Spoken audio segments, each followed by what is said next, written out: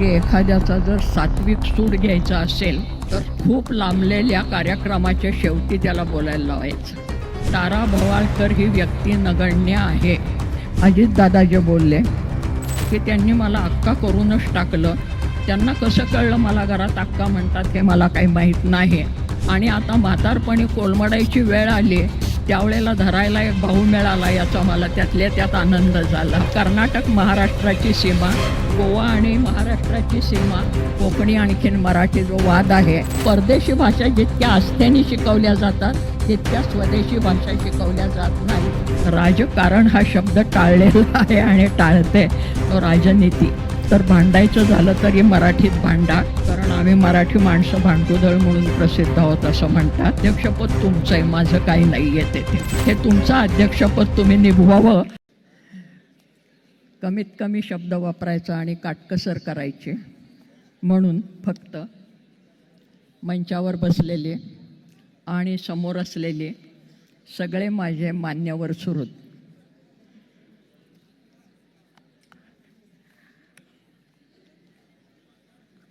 आत्ता हे मला शेवटी बोलायला सांगितलं त्यावेळेस माझ्या मनामध्ये विचार आला की एखाद्याचा जर सात्विक सूड घ्यायचा असेल तर खूप लांबलेल्या कार्यक्रमाच्या शेवटी त्याला बोलायला लावायचं। पण एक मला माहिती आहे की समोर बसलेली आणि ही सगळी सात्विक माणसं आहेत खऱ्या अर्थाने, कारण सात्विकपणे मराठी सात्विक भाषेवरती प्रेम करणारी आहेत।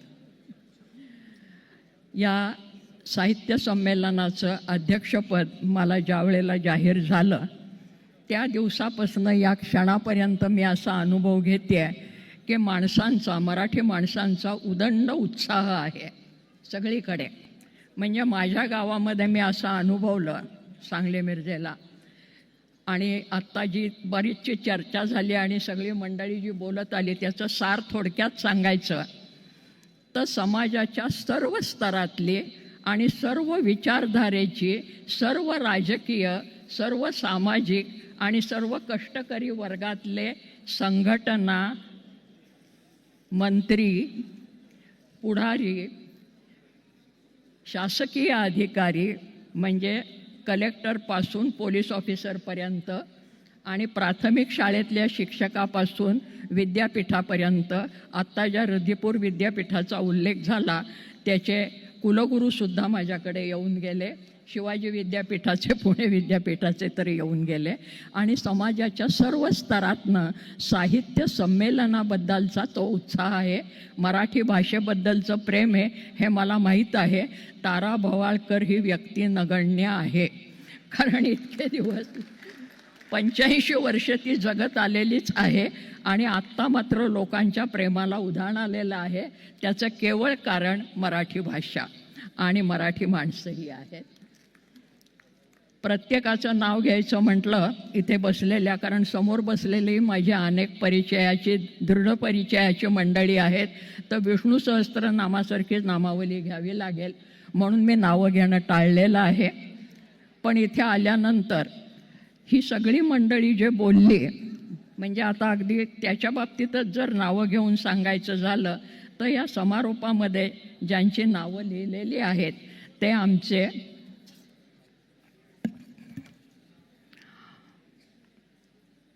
अजितदादा जे बोलले त्याच्यातला एक मुद्दाम सांगते की त्यांनी मला अक्का करूनच टाकलं, त्यांना कसं कळलं मला घरात अक्का म्हणतात हे मला काही माहीत नाही। परंतु लहानपणापासून मी मोठी बहीण म्हणून वावरत आले आणि आता म्हातारपणी कोलमडायची वेळ आली त्यावेळेला धरायला एक भाऊ मिळाला याचा मला त्यातल्या त्यात आनंद झाला। विजय भाऊ दर्डा आत्ता गेलेले आहेत, परंतु त्यांनी जे मुद्दे मांडले ते अतिशय महत्त्वाचे आहेत आणि बहुतेक ते मी 2 दिवस भाषणामध्ये सगळीकडे बोलत आलेली आहे आणि माझ्या लेखी भाषणामध्ये ते आहेत। आणि विशेषतः मराठी प्राथमिक स्तरावर कशा प्रकारे वापरली जावी, शाळांची अनुदानं नीट राहिली पाहिजेत, शाळांच्यामध्ये शिक्षकांच्या नेमणुका झाल्या पाहिजेत आणि त्यांना पगार वेळेवर मिळाले पाहिजेत।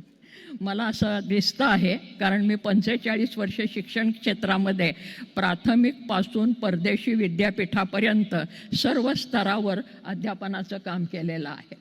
आणि मला आजही सगळे कुलगुरू आणि प्राथमिक शिक्षकही माझ्या संपर्कात असतात. त्यावेळेला प्राथमिक शिक्षणामध्ये जर मराठीची निगा राखली गेली तरच मराठीला ऊर्जितावस्था येणार आहे, हे मला मुद्दाम पुन्हा पुन्हा अधोरेखित करायचे. म्हणून पालकांनी मराठी शाळेत मुलांना घालावं असं वाटत असेल तर मराठी शाळांच्या इमारती चांगल्या करा, तिथे बाकीच्या सर्व सोयी करा, आणि सगळ्यात महत्त्वाची गोष्ट चांगले शिक्षक तिथे राहतील याच्यासाठी आर्थिक तरतूद भाऊ तुम्ही करा.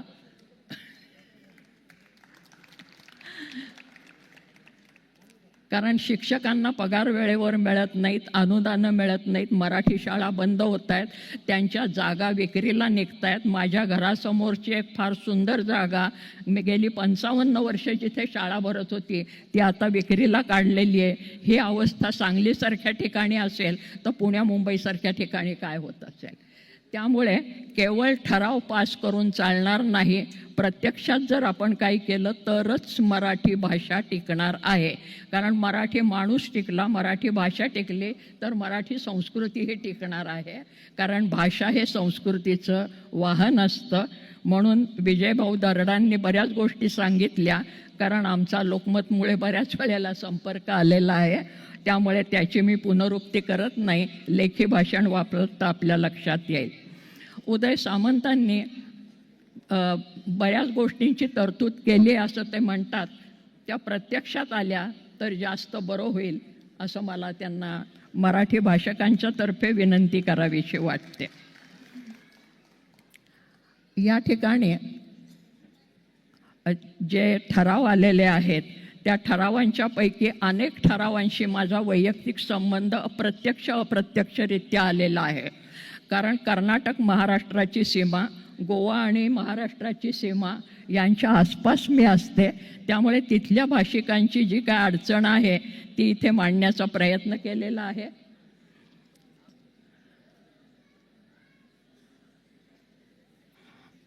आणि त्याच्याशी मी पूर्णपणे सहमत आहे.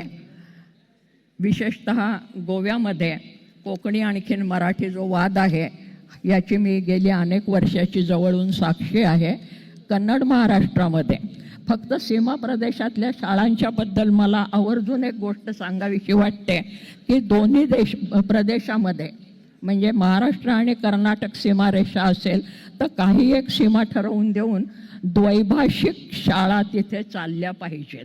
म्हणजे महाराष्ट्रात काही कानडी शाळा चालल्या पाहिजेत कारण तिथे कन्नड माणसं राहतात, कर्नाटकात मराठी शाळा चालल्या पाहिजेत.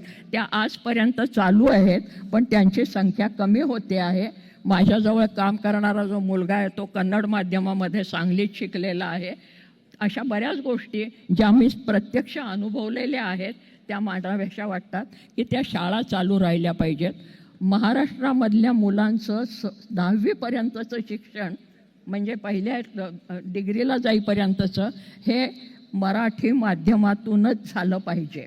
ज्या इंग्रजी माध्यमाच्या शाळा आहेत त्या शाळांच्यामध्ये जे मराठी शिकवलं जातं ते दुय्यम स्तरावरचं मराठी शिकवलं जातं, ते अधिक प्रगत स्तरावरचं मराठी शिकवलं जावं, उच्च मराठी शिकवलं जावं. दुय्यम मराठी शिकवलं जावं तर ते गौण होतं. कारण आपल्या शाळांच्यामध्ये परदेशी भाषा जितक्या आस्थेने शिकवल्या जातात तितक्या स्वदेशी भाषा शिकवल्या जात नाहीत. म्हणजे माणूस मुलं शाळेमध्ये जायला लागली इंग्रजी माध्यमाच्या की परदेशी भाषा जर्मन घेतात, जपानी घेतात, इंग्लिश घेतात, आणखीन कुठली घेतात, परंतु भारतातलीच दुसऱ्या प्रदेशातली भाषा शिकवण्याची सोय आपल्याकडे नाही. म्हणजे महाराष्ट्रातला माणूस कन्नड शिकतो आहे म्हणजे शाळेमध्ये, किंवा बंगाली शिकतो आहे, पंजाबी शिकतो आहे, तेलुगू शिकतो आहे, किंवा तेलंगणामधला माणूस मराठी शिकतो आहे असं होत नाही. आमच्या काही मित्रांनी खाजगी रीतीने ती संस्था चालवली आहे म्हणून विद्याताई देवधर इथे आलेले आहेत याची मला कल्पना आहे. परंतु शासनाने या बाबतीमध्ये सकारात्मक आणि कृतिशील व्हावं एवढी माझी विनंती आहे. त्या बाबतीमध्ये या ठिकाणी फार गंभीर भाषण करावं आणि मुख्य म्हणजे जास्त वेळ करावा असं वाटत नाही. बऱ्याच लोकांच्या निघायचं आहे, परत जायचं आहे त्यांना. तर हे 3 दिवस म्हणजे या ठिकाणी मी आल्यापासून, दिल्लीमध्ये उतरल्यापासून इथपर्यंत ज्यांनी माझी आणि माझ्या परिवाराची अतिशय चांगली काळजी घेतली ते आमचे संजय नहार आणि त्यांचे सगळे सहकारी. आम्ही परवा उद्घाटन केलं प्रधानमंत्र्यांच्या समवेत, त्यावेळेचा असलेली सगळी मंडळी आणि विशेषतः प्रधानमंत्र्यांनी म्हणजे मोदीजींनी आमचं केलेलं स्वागत. तिथे महाराष्ट्राचे मुख्यमंत्री आलेले होते फडणवीस. त्यांनी आत्ता जी मिलिंद जोशींनी भूमिका केली ती त्यावेळेस तिथे फडणवीसांनी भूमिका केलेली होती. कारण चालताना पडायला लागलं तर पंचायत त्यांची झाली असते म्हणून. तर तो कार्यक्रम अतिशय हृद्य कार्यक्रम झाला उद्घाटनाचा. त्यानंतरचेही कार्यक्रम खूप चांगले झालेले आहेत. मराठी माणसांचा प्रेमळ प्रतिसाद उदंड मिळालेला आहे. पत्रकार बंधू भगिनी तर आमचे आहेतच सगळे. या सगळ्यांच्याबद्दल मी कृतज्ञता फक्त व्यक्त करते. आणि मराठी भाषा जर वाढायची असेल तर नुसतं मराठीत बोला, मराठी कविता गा, आणखीन अध्यासनं स्थापन करा, यांनी मराठी वाढणार नाही. आपली प्रत्येकाची घराघरातली मुलं हे मराठीमध्ये शिकली पाहिजेत, याची आपण काळजी घ्यावी. कुसुमाग्रजांच्या नावाने JNUमध्ये एक अध्यासन स्थापन होतं आहे, याचाही मला आनंद होतो. कारण माझी गंमत अशी झालेली आहे, पुण्याचे लोक काही म्हणायला लागले तर मला पुणेरी असते मी, कारण माझा जन्म पुण्याला झाला. कुसुमाग्रजांचं नाव निघाल्याबरोबर मला नाशिक आठवतं. याचं कारण मी नाशिकला रुजले आणि राहिले काही वर्ष आणि अजूनही माझं घर तिथे आहे. आणि सगळ्यात महत्त्वाची गोष्ट, कुसुमाग्रजांचा आणि माझा अतिशय जवळचा निकटचा संबंध. ते माझ्या घरी येऊन गेलेले अनेकदा असे. आम्ही त्यांना तात्या म्हणतो, कुसुमाग्रज वगैरे नंतर नाही. तर आमच्या तात्यांच्या नावाने इथे अध्यासन स्थापन होतं आहे, याचा फार मोठा आनंद आहे. कारण नाशिकला जी कुसुमाग्रज प्रतिष्ठानची स्थापना झाली त्या पहिल्या 5 संस्थापकांच्या पैकी मी एक आहे. इथे JNUमध्ये मी अनेकदा मास्तरच असल्यामुळे चर्चासत्रांच्यासाठी आलेली आहे. दिल्लीला पूर्वी अनेक वेळेला आलेली आहे, दिल्ली विद्यापीठात आली आहे, IGNCमध्ये आलेली आहे. एक आठवण फक्त सांगते. IGNCमधली म्हणजे Indira Gandhi research institute, cultural research institute, सांस्कृतिक प्रतिष्ठान. त्यावेळेला तिथल्या संचालक ज्या होत्या त्या कपिला वात्स्यायनजी होत्या. आणि कपिला वात्स्यायनजींनी आमचं जे एक चर्चासत्र घेतलेलं होतं, त्या चर्चासत्रासाठी आम्ही महाराष्ट्रातले 2-4 मंडळी होतो. जयंत नारळीकरजी होते आणि आम्ही दोघेही करकर असल्यामुळे शेजारी बसलो होतो, नारळकर आणि भवाळकर म्हणून असल्यामुळे. आणि थोड्या वेळाने मला असं लक्षात आलं की सभागृहामध्ये बसलेल्यापैकी एक चेहरा खूप ओळखीचा वाटतोय, पण तो महाराष्ट्रातला नाही आहे आणि कुठला तरी राजकीय चेहरा आहे का काय. मी काल राजकारण हा शब्द टाळलेला आहे आणि टाळते. राजनीतीमध्ये असलेला तो चेहरा आहे का काय असं वाटलं. आणि मग माझ्या असं लक्षात आलं की एक केंद्रीय मंत्री महोदय तिथे येऊन बसलेले आहेत.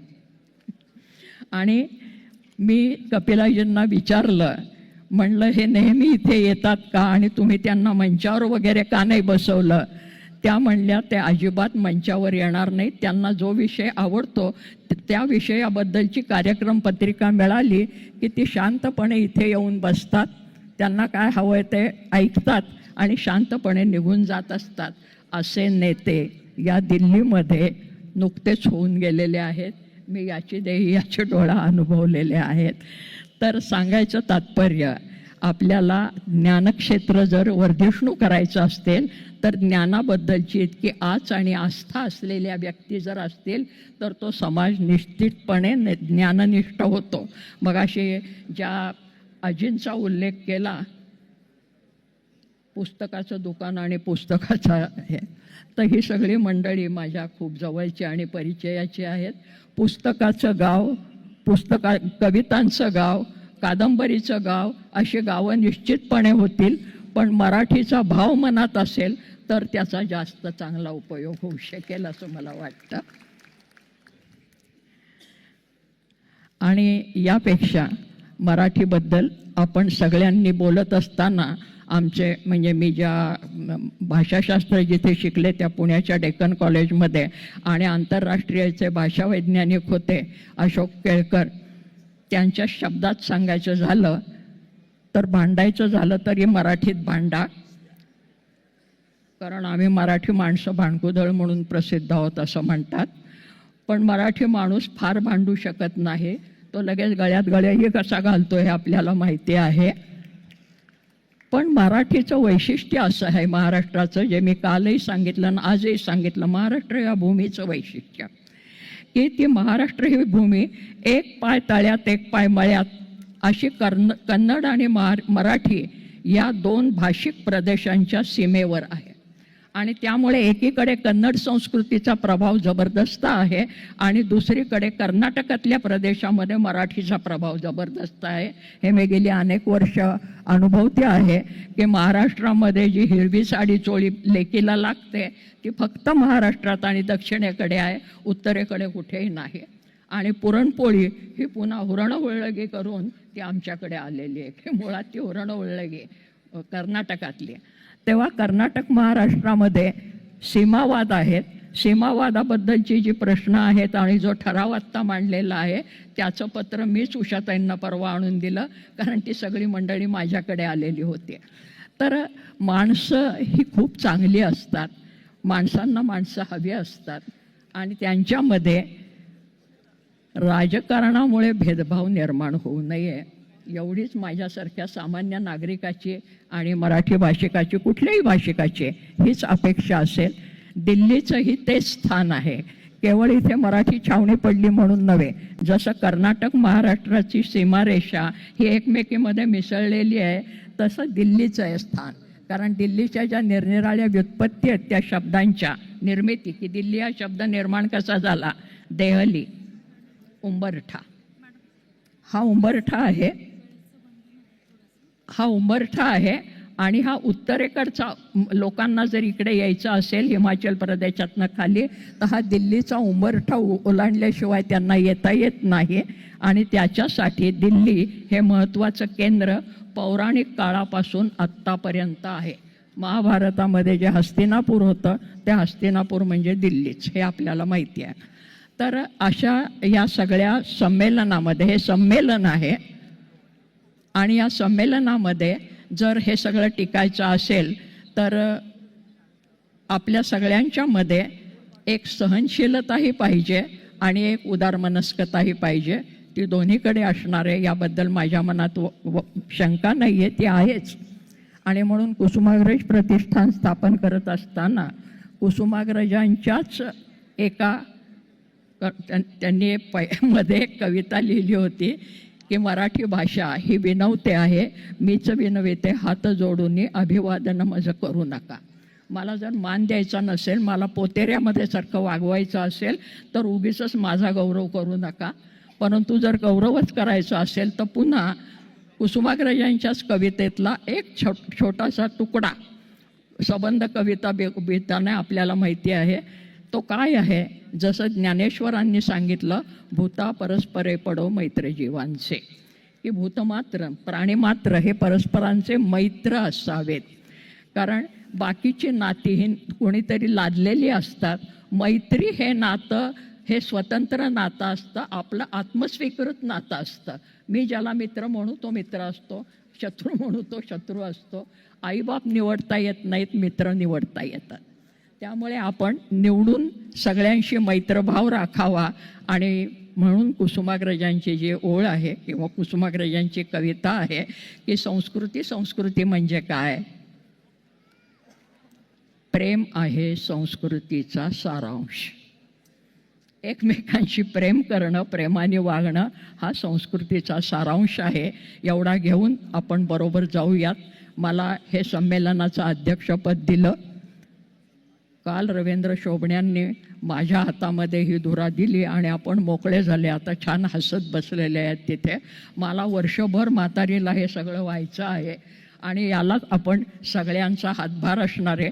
किंबहुना हे अध्यक्षपद तुमचं आहे, माझं काही नाही आहे तेथे. त्यामुळे हे तुमचं अध्यक्षपद तुम्ही निभवावं अशी फार तर मी विनंती करू शकते आणि मला शक्य असेल ते मी करीन. 86 वर्षानंतर याच्यापेक्षा जास्त काही सांगता बोलता येत नाही.